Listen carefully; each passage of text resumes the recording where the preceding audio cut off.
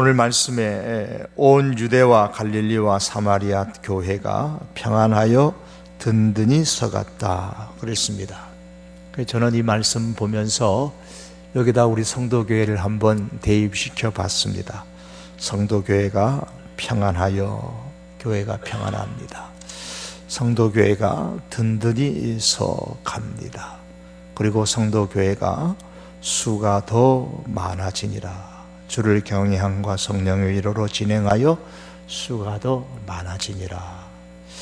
교회가 이렇게 된다면 더 바랄 것이 없겠지요. 우리 성도교회가 계속 이렇게 될 수 있기를 바랍니다.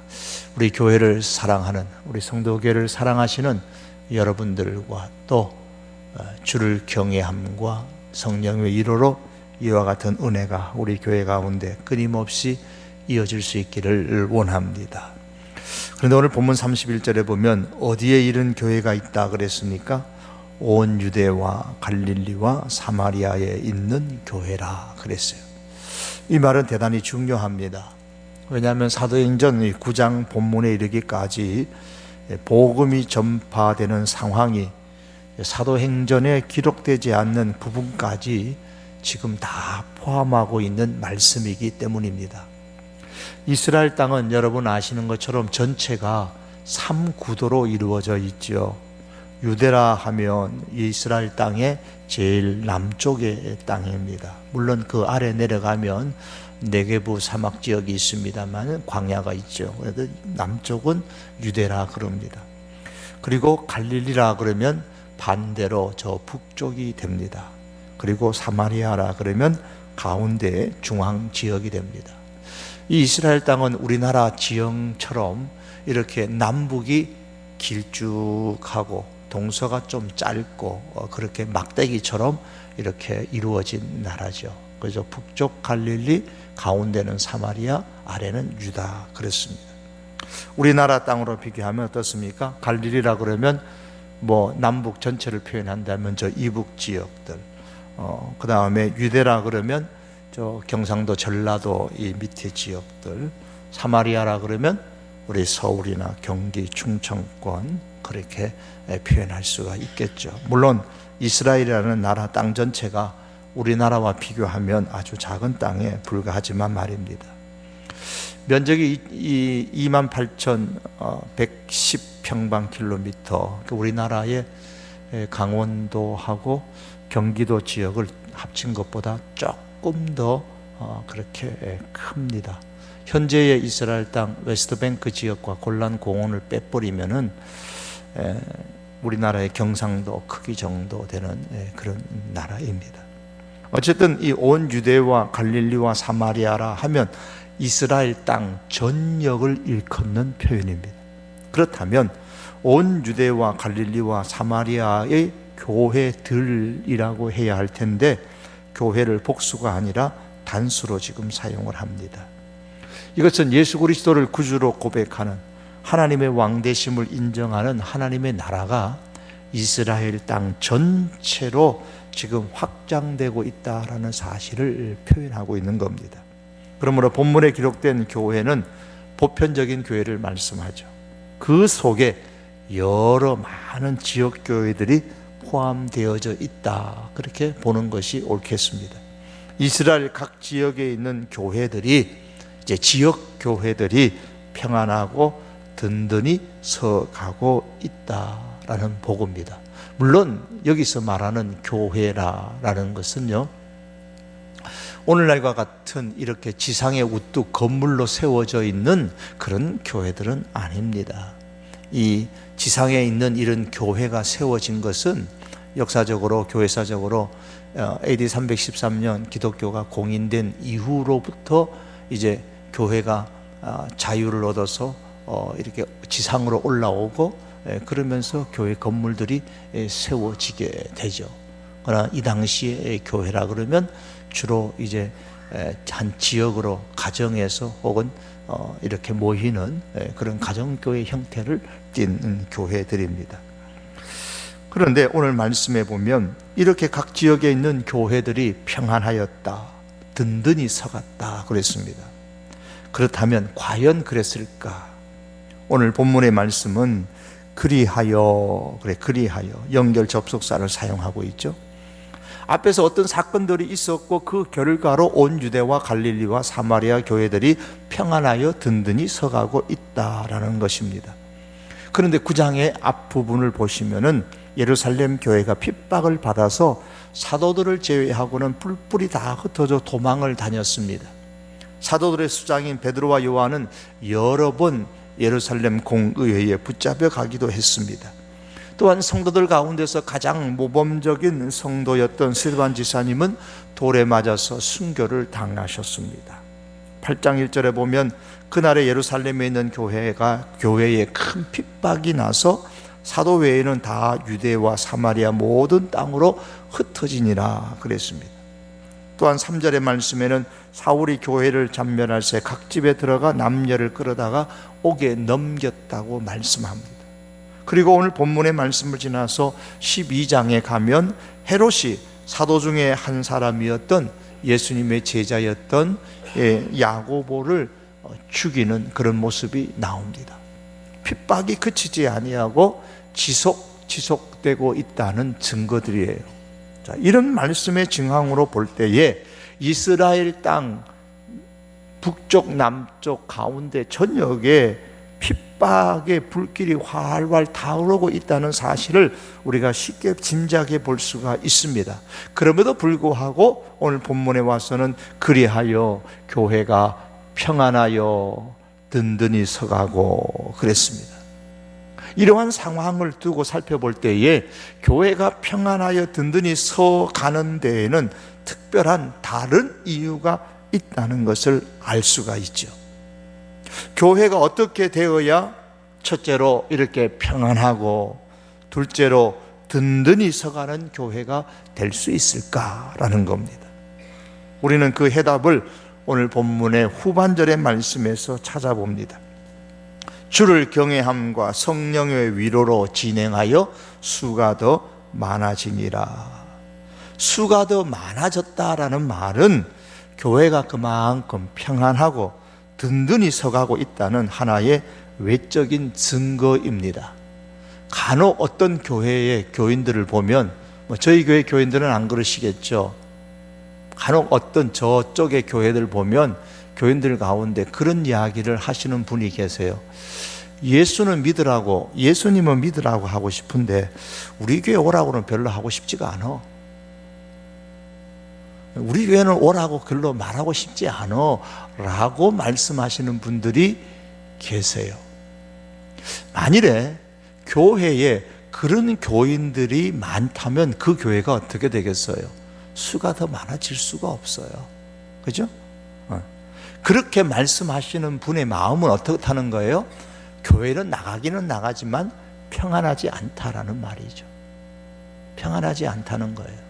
그래서 교회가 평안하고 든든히 서가고 있다라는 하나의 외적인 증거, 내면적인 여러 다른 증거도 있지만 외적인 증거가 뭐냐?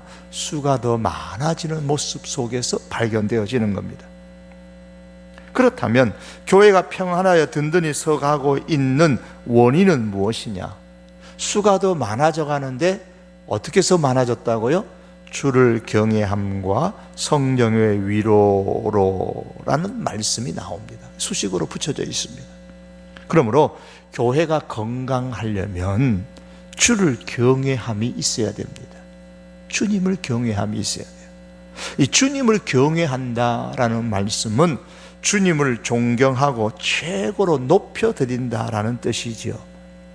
사도행전 본문 말씀 이전에 기록된 내용들을 살펴보면은 주님을 경외한 사람의 예들을 많이 볼 수가 있습니다. 특별히 이제 사도행전 9장의 말씀이니까 이 9장에서 말씀하는 주님을 경외하는 세 부류의 사람의 모습을 우리는 발견하게 됩니다.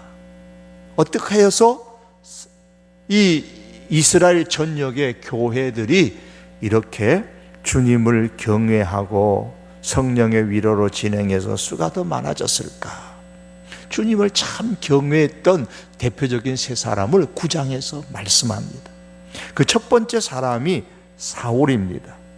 이 사도행전 9장이 유명한 것은 그렇게 핍박하는 데에 앞장섰던 사울이 예수님을 만나고 변화되어져서 예수님의 사람이 되었다라는 사건이 9장 처음부터 기록되어져 있습니다.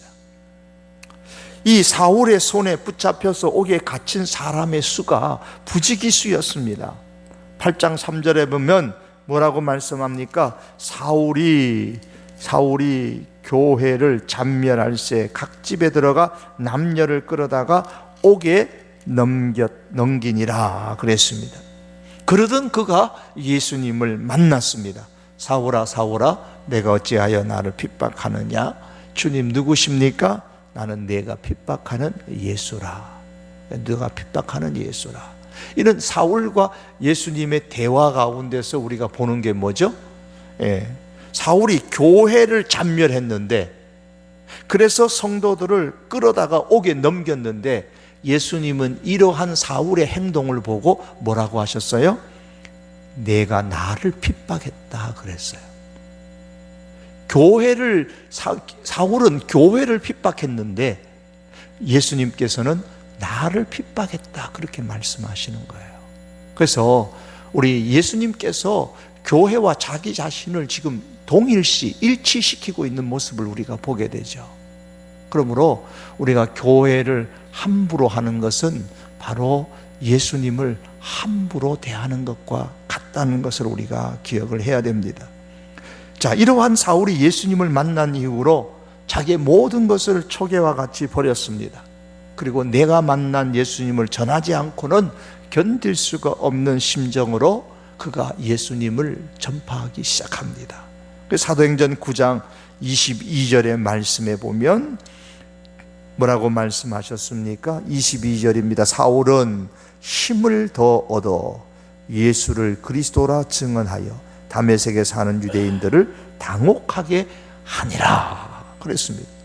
다메섹에 예수님 믿는 사람 붙잡으러 가려고 했던 사람이고, 당연히 다메섹에는 온 소문이 그렇게 나 있는데, 진작 사울이라는 사람이 와서 보니까, 그가 하는 행동을 보니까 예수를 그리스도라고 증명하는 거예요. 증거하는 거예요. 증언하는 겁니다.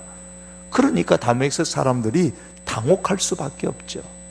그렇게 사울은 이제 예수님을 믿자마자 복음을 전했어요. 우리는 예수님을 믿은 사람은 새 가족은 전도 못하고 예수 믿은 지 그래도 몇 년이 좀 돼야 전도 잘한다. 아닙니다. 오늘 예수 믿은 사람도 내일 복음을 증거하는 사람이 되죠. 사울 같은 핍박자도 하나님을 경외하는 사람이 될 수 있었습니다. 하물며 그렇다면 우리의 과거의 이력이 무슨 상관이 있겠습니까?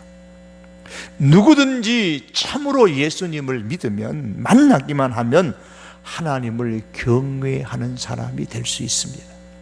초대교회는 예수님을 만났던 사람들이 환경에 상관없이 주님을 경외함으로 인하여서 교회가 평안하여 든든히 서갈 수가 있었습니다. 9장에 나오는 또 두 번째의 한 사람은 하나님을 경외했던 아나니아라는 사람이죠. 사울이 다메섹으로 가던 중에 예수님을 만났을 때에 그는 눈이 멀게 되어졌습니다. 앞을 볼 수가 없었습니다. 다른 사람의 도움을 받아서 다메섹의 유다라는 사람의 집에 머물게 되었는데 볼 수도 없었고 식음을 전폐하면서 기도하고 있었다라고 오늘 사도행전 9장 9절에서 또 11절의 말씀에 기록됩니다. 아마도 그는 그 식음을 전폐하며 금식하며 기도하면서 많은 회개의 기도를 했을 겁니다. 자기가 잘못한 것이 얼마나 많아요. 얼마나 교회를 핍박하고 남녀 성도들을 붙잡아 옥에 가두는 데 앞장섰습니까? 그러니 얼마나 회개할 것이 많았겠어요. 통곡하며 회개했을 겁니다. 그때에 다메섹에 아나니아라는 성도가 살고 있었는데 주님께서 환상 가운데 그를 부르셨습니다. 아나니아야, 주여 내가 여기 있나이다. 일어나 가서 사울이라 하는 자를 찾으라. 아나니아의 반응이 어땠을까요? 나 같으면 어떤 반응을 나타날까요? 주여, 아나니아가 이렇게 말하는 겁니다. 9장에 보시면, 주여, 이 사람에 대하여 내가 여러 사람에게 듣사온즉 그가 예루살렘에서 주의 성도에게 적지 않은 해를 끼쳤다 하더니 여기서도, 이 다메섹에서도 주의 이름을 부르는 모든 자를 결박할 권세를 대제사장들에게 받았나이다. 그렇게 아나니아가 주님의 말씀에 딱 고민도 하지 않고 그렇게 직설적으로 대답을 했습니다. 당연하죠. 어찌 그 사람에게 나를 가라고 하십니까? 가면은 내가 어떻게 될 것인지는 불을 보듯 명확하지 않습니까? 그러면서도 아나니아는 그렇게 말씀하면서도 주님이 가라고 하시니까 주님의 말씀만 듣고 떠나서 그를 찾아갔습니다. 그리고 그에게 안수했고 사울의 눈에서 비늘 같은 것이 벗겨져서 사울의 눈이 다시 뜨여지게 됐습니다. 아나니아가 그 사울에게 세례를 베풀었습니다. 아나니아는 이전까지 들었던 모든 사울에 대한 소문을 접어두고서 자기 입으로도 이 사울이 어떤 사람인 것을 주님 앞에 그렇게 말했음에도 불구하고 오직 그 주님의 말씀만 듣고 순종해서 사울을 찾아갔습니다. 아마도 죽으려면 죽으리라라는 그런 각오가 사울을 만나기 전까지 이 아나니아의 마음속에 있었으리라 생각됩니다.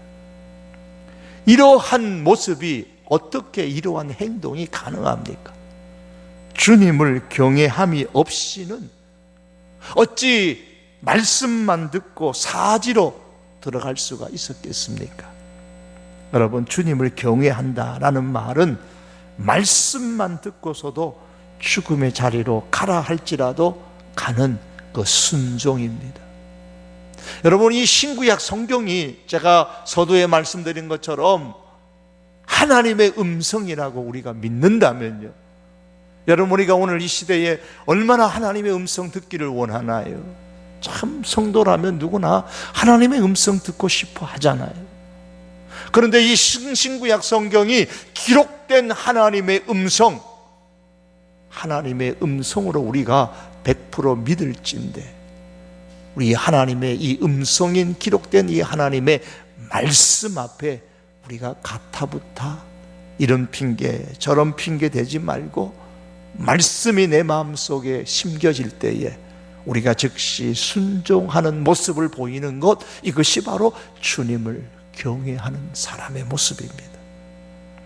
이렇게 할 수 있는 것은 하나님을 최고로 존경하고 최고로 높이는 믿음이 있기 때문에 가능했던 것이죠. 초대교회는 이렇게 말씀에 순종하는 아나니아뿐만 아니라 하나님의 사람들로 인하여서 평안하고 든든히 서갈 수가 있었습니다. 사도행전 9장에 마지막으로 주님을 경외하는 한 사람을 더 소개하고 있습니다. 그는 바나바입니다. 사울이 회개하고 눈을 뜨고 세례를 받은 이후에 즉시 좀 전에 말씀드린 것처럼 다메섹에 가서 복음은 예수님을 증언했는데 유대인들이 당혹해 했습니다. 당혹해 할 뿐만 아니라 이 다메섹의 유대인들이 이제는 사울을 죽이려고 공모를 합니다. 그래서 23절에 보면 여러 날이 지나매 유대인들이 사울 죽이기를 공모하더니, 그리고 24절에 그를 죽이려고 밤낮으로 성문까지 지켰다 그랬습니다. 그러자 밤에 사울을 광주리에 담아서 성벽에서 달아내리니 그의 제자들이 그랬습니다. 그렇게 다메섹에서 얼마나 복음을 열심히 전했던지 그의 제자라 말하면 이 사울이 전한 복음을 듣고 예수님을 믿었던 사람들이겠죠. 그들이 사울을 광주리에 담아서 성벽에서 달아내려 그 다메섹 성에서 도망가도록 했습니다. 그리고 어디로 곧장 달려갑니까? 예루살렘으로 갑니다. 26절에 보시면 사울이 예루살렘에 가서 제자들을 사귀고자 했습니다. 제자들을 사귀고 했지만 현실은 냉정합니다. 사울의 전력을 알고 있었기 때문에 아무도 그를 만나 주려고 하지 않았습니다. 다 두려워하여 그가 제자됨을 믿지 아니하였다라고 26절은 말씀합니다. 사도들을 잡으려는 사울의 계책으로 여긴 겁니다. 저 친구 사도들을 잡으려고, 우리를 잡으려고 지금 계략을 짜고 있구나. 그러면서 이 사울을 만나 주려고 하지를 않았습니다. 이때에 바나바라는 성도가 사울들을 찾아가 말합니다. 27절의 말씀이죠. 바나바가 데리고 사도들에게 가서 그가 길에서 어떻게 주를 보았는지와 주께서 그에게 말씀하신 일과 다메섹에서 그가 어떻게 예수의 이름으로 담대히 말하였는가를 전하니라. 그 결과 28절의 말씀에 보면 사울이 제자들과 함께 있어 예루살렘에 출입하였다. 갓 예수님을 이제 믿었던 사울과 오랫동안 예수님을 믿었던 이는 사도들을 비롯한 성도들과의 관계가 이제 맺어진 거예요. 그렇게 맺어주는 다리 역할을 했던 사람이 바로 바나바였습니다. 바나바 사역자가 오늘날, 그래서 이 바나바의 역할을 일컬어서 바나바 사역자라고 그렇게 많이 말을 합니다. 바나바가 그런 일을 스스로 나서서 할 수 있었던 것 다른 이유가 아닙니다. 오직 주님을 경외했기 때문에 가능했습니다. 이와 같은 사람들이 있었기 때문에 온 유대와 갈릴리와 사마리아의 교회가 든든히 서갈 수 있었죠. 오늘날 각 교회들마다 이렇게 교회들을 보면 새가족에 대해서 관심이 많아요. 새가족에 대한 관심이 많아서 보통 웬만한 교회들은 다 새가족 프로그램들이 있습니다. 그래서 새가족들이 교회에 오면 정성껏 그룹이나 혹은 1대1로 관심을 가지고 이렇게 신앙으로 잘 케어해 줍니다. 그런 그 과정을 보통 한 달, 5주, 6주, 길게는 석 달 정도 12주 과정 하는 데도 있고 그래요. 그렇게 해서 이제 수료를 하는데 경험상에 보면 그 다음이 문제예요. 수료를 딱 하고 나면 이제 돌보던 사람이 없어져 버려요. 그러나 교회 여러분 아시다시피 한 달, 두 달, 석 달 나온다고 해가지고 교회 생활에 익숙해지나요? 다른 교인들하고 친밀해지나요? 쉽지 않잖아요. 그러나 친밀해지지 않아도 그저 한 달, 두 달, 석 달 동안에는 나를 정말 주님의 사랑과 마음으로 귀하게 여겨주는 새가족 이제 사역자가 있어서, 바나바 사역자가 있어서 그렇게 잘 교회 생활을 즐겁게 하시는 분들이 많이 계세요. 문제는 이제 수료식이 끝난 다음부터예요. 그래서 통계를 보면 70%, 80% 정도가 보통 등록해가지고 새가족부에서 이렇게 잘 관리해서 이제 1년 통계를 내면은 잘 되는 데는 보면 70%, 80%까지도 등록된 교인들이 남아 있어요. 그때부터가 문제예요. 새가족부 수료해가지고 1년, 2년 정도.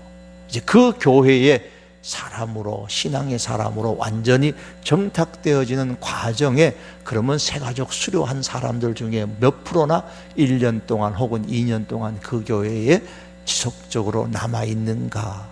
그게 문제예요. 그 숫자가 급격하게 떨어집니다. 끊임없이 이 바나바 사역자가 계속 그렇게 관리를 해 주어야 되는데 그 관리 체제가 잘 이루어지지 않는 교회들이 참 많이 있습니다. 이 바나바 사역자가 그래서 중요한 거예요. 그래서 새가족 팀의 바나바 사역뿐만 아니라 새가족 수료해서 교회의 한 공동체에, 가정 공동체에 들어가서 잘 정착되어질 때까지 이렇게 1년이든 몇 개월이든 심지어는 2년이든 이렇게 잘 케어해주고 인도해줄 수 있는, 기존의 우리 성도교회 교인들과 좋은 관계를 맺어주는 다리 역할을 하는 이런 바나바 사역자가 필요한데요. 자, 이 기간이 길다 보니까 한 사람을 맡으면 그 사람은 1년 혹은 2년까지라도 이렇게 돌봐야 되기 때문에 바나바 사역자는 다 굉장히 숫자가 많이 필요해요.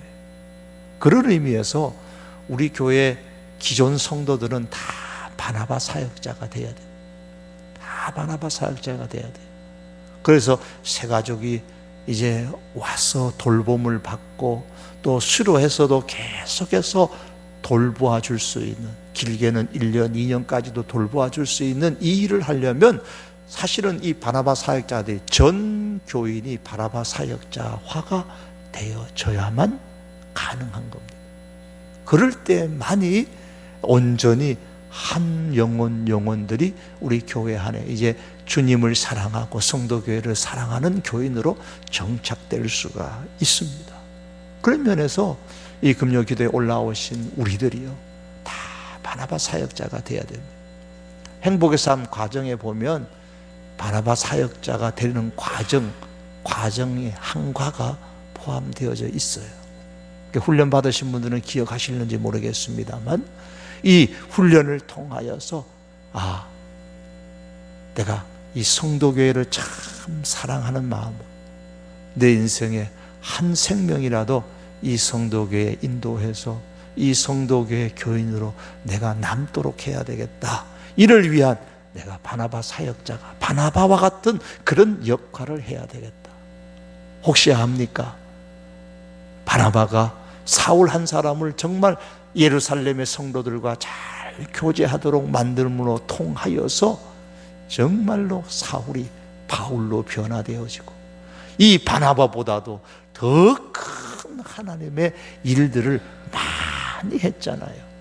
그것이 바울의 축복이기도 하지만 바나바의 축복이기도 한 것입니다.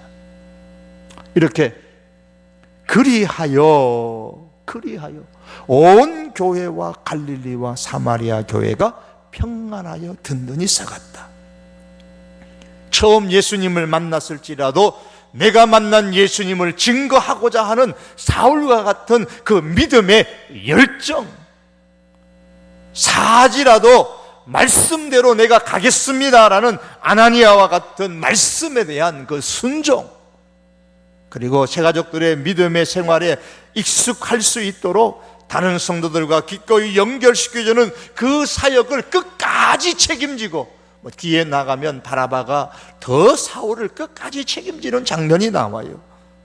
끝까지 이 사울을 책임지는 것 같은 이런 바나바와 같은 이런 헌신, 이 믿음의 열정과 말씀에 대한 순종과 주님의 사람으로 세우고자 하는 이런 헌신, 이것이 바로 주님을 경외하는 다양한 모습이에요. 주님을 경외하는 모습을 이 사도행전 9장에서는 이 세 사람의 이 세 가지 모습을 통하여 드러내주고 있는 겁니다. 과연 주님을 경외한다는 것이 무엇인가? 주님을 경외한다는 것은 믿음의 열정이 있다는 말씀이요, 말씀에 대해서 순종하는 모습이요, 한 영혼을 주님 앞에 바로 세우고자 하는 그런 헌신이 있다는 겁니다. 이런 모습으로 주님을 경외하는 모습이 나타날 때에 바로 그 교회가 건강하게 되는 거예요. 우리 성도교회가 이렇게 건강한 교회가 될 수 있기를 바랍니다. 여러분, 우리 모두가 이런 믿음의 열정을 가지고 말씀에 대하여 순종을 가지고 또한 한 영혼이라도 우리가 바로 세우기 위한 이런 헌신의 주님을 경외하는 모습들이 우리들 가운데 가득할 수 있기를 바랍니다. 주를 경외한다는 것은 이젠 교회뿐만 아니라 우리의 일터에서도 변함이 없어야 됩니다. 지그지글러라는 사람이 그의 책 정상에서 만납시다, 혹은 정상을 향한 열정, 이런 유명한 책들을 많이 썼지요. 그가 한 번은 이런 고백을 했습니다. 한 번은 LA에서 상당히 열띤 분위기에서 많은 청중들을 모아놓고 강연을 하고 있었습니다. 그들은 이 지그지글러는 대단히 유명한 대중 연설가였습니다. 연설을 강연을 하고 있었는데 이 지글러가 힘있게 말을 던지면은 청중들은 열광적으로 호응하는 그런 형태의 강연이었습니다. 그가 속으로 생각을 했습니다. 세상에 정말 오늘 정말 대단한 청중들이 모였구나. 나까지도 다 흥분이 되네. 잠시 후에 또 한 번 멋진 말을 이 지그지글러가 던지니까 청중들은 다시 열광적인 반응을 보였습니다. 그때에 이 사람이 스스로 자기 자신에게 자신 있게 말합니다. 그래, 내가 지금 저들을 완전히 사로잡았어. 그런데 갑자기 그 순간에 이상한 일이 벌어졌습니다. 혀가 꼬여가지고 제대로 말을 할 수가 없는 겁니다.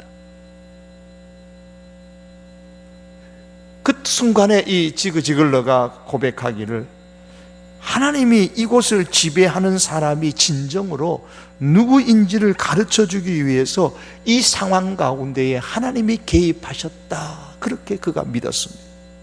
갑자기 혀가 꼬이더니만 어순이 뒤바뀌어가지고, 영어권이잖아요, 말이 어투가 지금 이상하게 나오는 거예요. 어순이 안 맞는 거예요. 굉장히 당황스러운 상황이 벌어졌습니다. 예를 들면 내가 하려고 했던 것은, 이런 말을 하려고 했다면 이게 어순이 바뀌어져서 입에서는 뭐라고 나오냐면, 내가 하려고 했던 것은, 이런 발음이 나오는 게 아니라 내가 했던 하려는 것은, 막 이런 식으로 어순이 막 바뀌어서 막 말이 나오는 거예요. 자, 이런 일들이 반복되어지게 되자 이 지그지글러가 조용히 그 원인을 깨닫고서 하나님 앞에 그 순간에 기도했다고 합니다. 하나님, 제가 하나님의 뜻을 알겠습니다. 저를 용서해 주시고 올바르게 행동할 수 있도록 해 주신다면 다시는 누가 나의 지배자인지를 제가 혼동하지 않겠습니다. 하나님께서 내 기도를 들어주시고 그것을 정확하게 확실하게 내 능력과 내 재능이 어디서 왔으며 그러한 능력을 통제하는 것이 누구인지 다시 한번 일깨워주는 가르침이었다라는 고백을 한 글을 봤습니다. 여러분, 그때의 경험을 통해서 그는 일터에서도 주님을 경외하는 것을 잊지 말아야 함을 절실하게 경험했다고 했습니다. 후일에 그의 책에서 이렇게 그는 글을 썼습니다. 내 자신이 하나님이 사용하는 도구에 지나지 않는다는 사실을 잊지 않으려고 노력하며 모든 찬사는 하나님에게 돌리고 사람들의 인생을 진정 변화시키는 분이 누구인지 절대 잊지 않으려고 한다. 더 이상 무슨 말이 필요한가? 그가 그렇게 기록을 했습니다. 사랑하는 성도 여러분, 우리는 하나님을 경외하는 사람들입니다.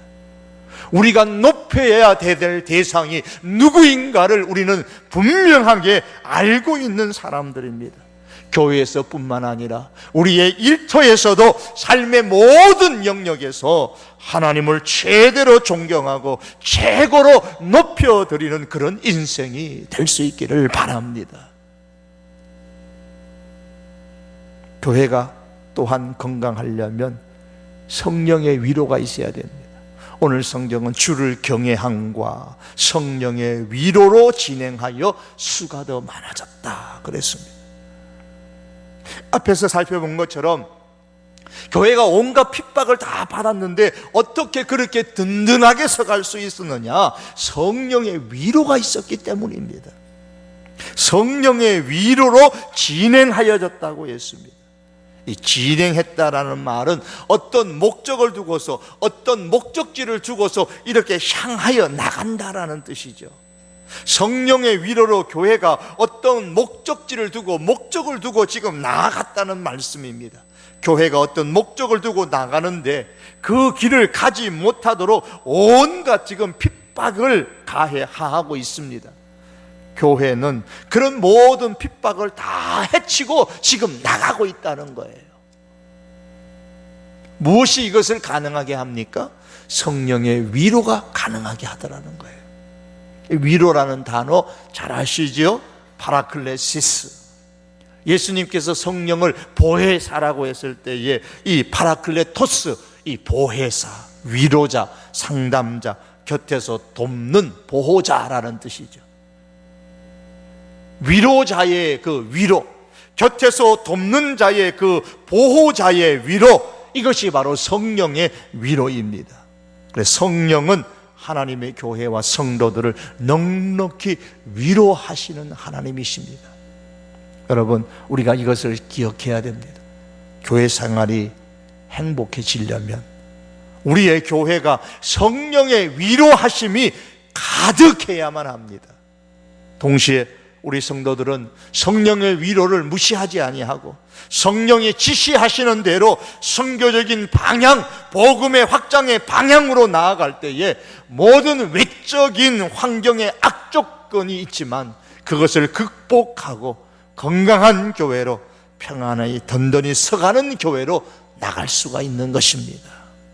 성령은 위로의 하나님이신 것을 기억하십시다. 하나님의 사람이 고독과 절망의 때에 많은 핍박을 지금 받고 있는 이 상황 가운데에 성령님께서 소망과 격려를 그들에게 해 주시기 때문에 성도들이 평안하고 교회가 평안하고 든든히 서가고 그로 통하여 수가 더 많은 교회가 될 수 있었죠. 성령의 위로하심은 사실 바울의 그 전도 여행 속에서 참 많이 나타났습니다. 3차 여행을 마치고 예루살렘에 올라갔다가 붙잡혔을 때에, 무리들이 바울을 죽이려고 했을 그럴 때에 하나님께서는, 성령께서 바울 곁에서 말씀합니다. 담대하라. 내가 예루살렘에서 나의 일을 증거한 것 같이 로마에서도 증거하여야 하리라. 바울아, 걱정하지 마라.